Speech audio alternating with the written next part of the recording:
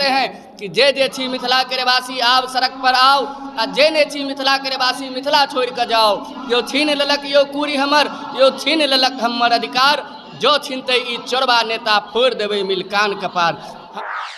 नमस्कार, मैं सीमा पाठक और आप लोग देख रहे हैं फ्रंटलाइन 24। अभी मधुबनी के वाटिका होटल में उपस्थित है। मिथिला राज सेमिनार रखा गया है, आप देख सकते हैं मेरे पीछे। यहाँ पे कुछ लोग उपस्थित हैं। किस मुद्दे पे और किस लिए ये सेमिनार रखा गया है, हम उनसे बात करेंगे और जानने की कोशिश करेंगे। मेरा नाम विजय श्री है और मैं मिथिला स्टूडेंट यूनियन का प्रदेश संगठन मंत्री हूँ। ये जो सेमिनार रखा गया मिथिला के द्वारा, क्या है ये?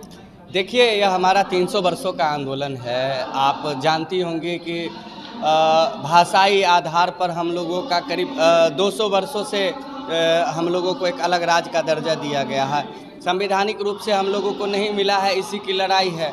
यह सेमिनार मिथिला राज्य के वास्ते हम लोग आयोजित किए हैं। इसमें ज़िले के तमाम जनप्रतिनिधियों ने हिस्सा लिया है, हमारे सेनानी ने भी हिस्सा लिया है। मुख्य मुद्दा है कि हम लोग जो आदिकाल से बिहारी होने का दंश जो झेल रहे हैं, हमें इस बात से कतई गुरेज नहीं है कि हम बिहारी कहलाने में हमें शर्म है।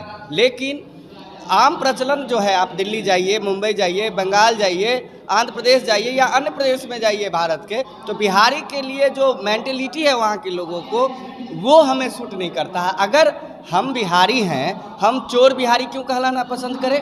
जब बिहार की परिकल्पना नालंदा, नवादा, रोहतास, भभुआ, कैमूर से होती है, तो हम अररिया वाले, सुपौल वाले, सीतामढ़ी वाले, कटिहार वाले, पूर्णिया वाले, मधुबनी, दरभंगा, समस्तीपुर वाले क्यों चोर बिहारी कहलाएं? इससे अच्छा है हमें अलग दे दीजिए, हमारा अलग राज कर दीजिए।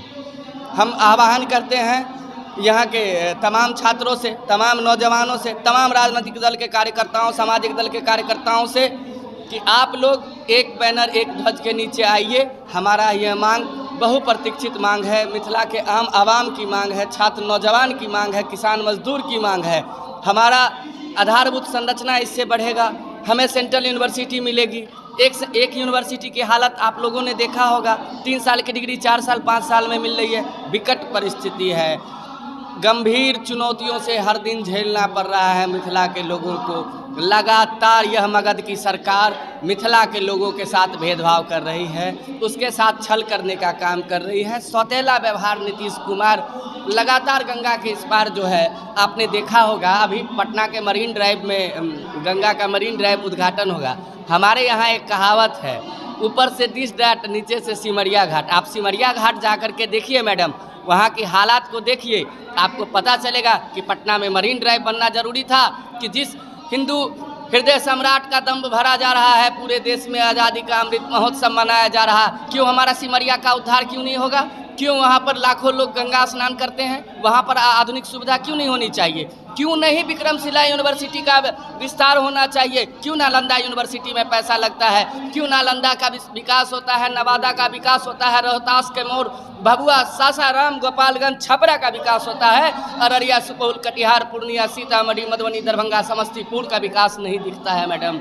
यही कारण है, यही मांग है हम लोगों का। और हम लोग 21 तारीख को संसद भवन का घेराव कर रहे हैं और उम्मीद है इस बार आम जनमानस की आवाज़, लुटियन जोन में बैठी यह बादशाह जो पूरे देश पर शासन कर रहे हैं, उन बादशाह के कानों में यह आवाज़ जाए कि यह 25-30 साल का नौजवान अपने राज्य के हक की मांग के लिए संसद का घेराव करने जा रहा है। क्या सब हो रहा है, क्या सब टॉपिक पे बात हो रही है? देखिए, हम विभिन्न राजनीतिक सामाजिक संगठन के लोगों को यहाँ पे बुलाए हैं। हमने पूर्व में भी आपको कहा है, निर्वाचित जनप्रतिनिधि लोग आए हैं, उनसे अपने सदन में जो कोई प्रमुख हैं, पंचायत समिति हैं, अपने अपने स्तर से नीचे सदन से पास करा के हम लोग विधानसभा में यह एजेंडा ले जाएंगे।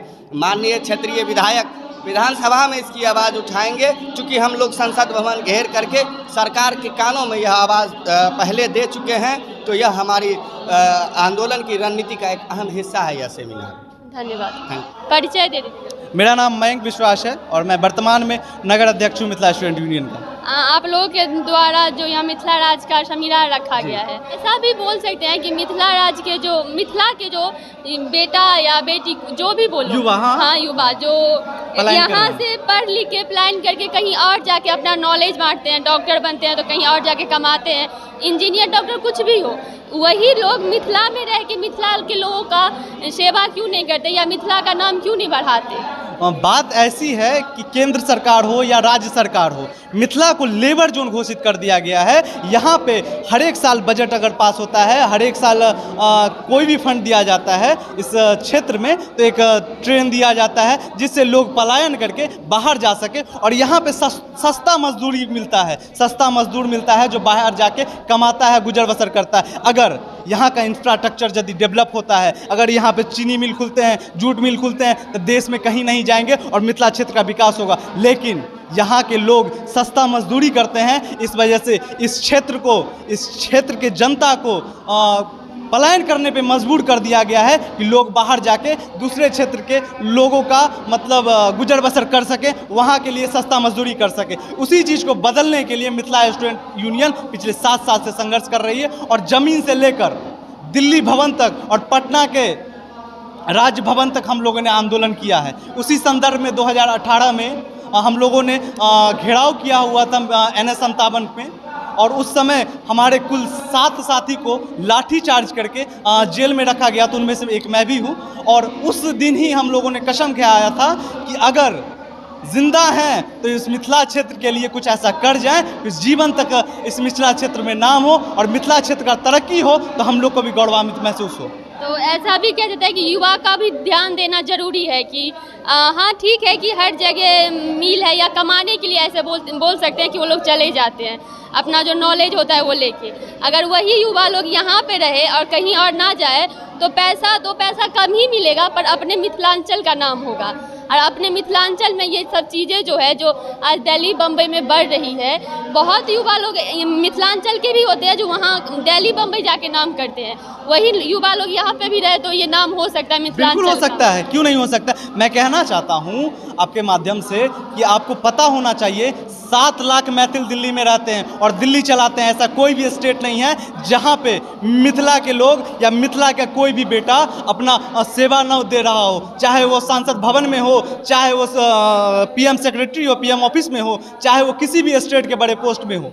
लेकिन यहाँ पे अनभिज्ञ करके रखा जा रहा है क्योंकि यहाँ पे इंफ्रास्ट्रक्चर डेवलप नहीं है। यहाँ के लोग पलायन करना इसलिए चाहते हैं क्योंकि यहाँ पे गुजर बसर करने के लिए पैसा नहीं है। अगर पैसा नहीं होगा, अगर जॉब नहीं होगा, तो लोग को तो कहीं ना कहीं अपना जीवन व्यापन करने के लिए तो जाना ही पड़ेगा। पैसा तो जरूरी है ना।